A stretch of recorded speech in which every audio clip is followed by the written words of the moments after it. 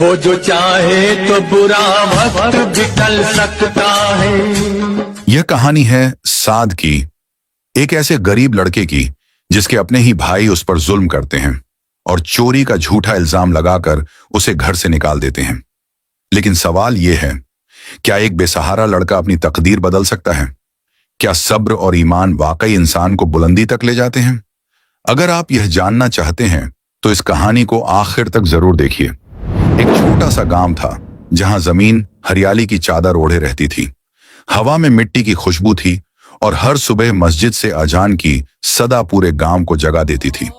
इसी गांव में रहता था साद, एक खामोश, मेहनती और ईमानदार लड़का। साद के वालिद हाजी इस्माइल एक सच्चे किसान थे।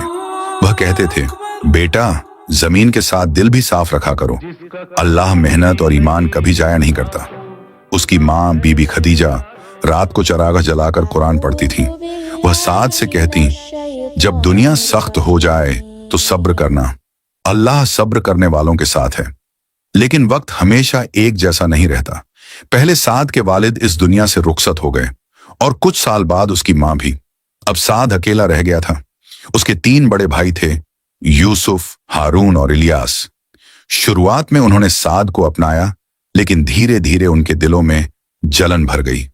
गांव वाले साद की मेहनत की तारीफ करते और यही तारीफ उसके भाइयों को चुभने लगी। एक दिन बाजार में मेला लगा। साद ने पूरी ईमानदारी से काम किया, लेकिन शाम को उस पर चोरी का झूठा इल्जाम लगाया गया। साद ने कहा, मैं अल्लाह का खौफ रखता हूं, मैंने कुछ नहीं चुराया। लेकिन किसी ने उसकी बात नहीं सुनी।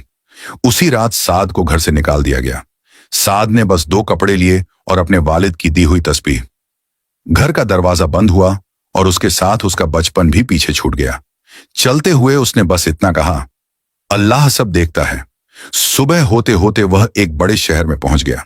ना घर, ना पैसा, ना पहचान, लेकिन साद के पास एक चीज थी, ईमान।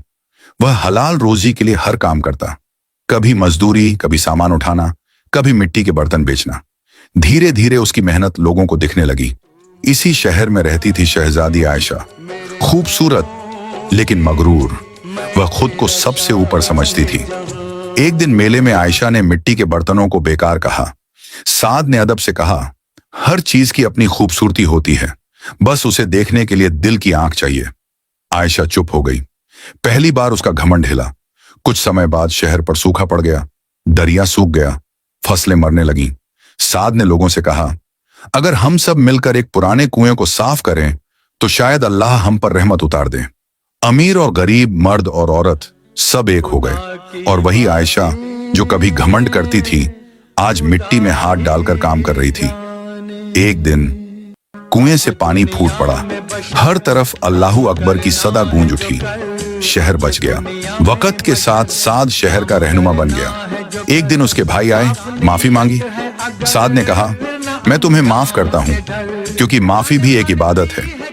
ये कहानी हमें सिखाती है कि घमंड दिल को अंधेरा करता है और ईमान उसे रोशन।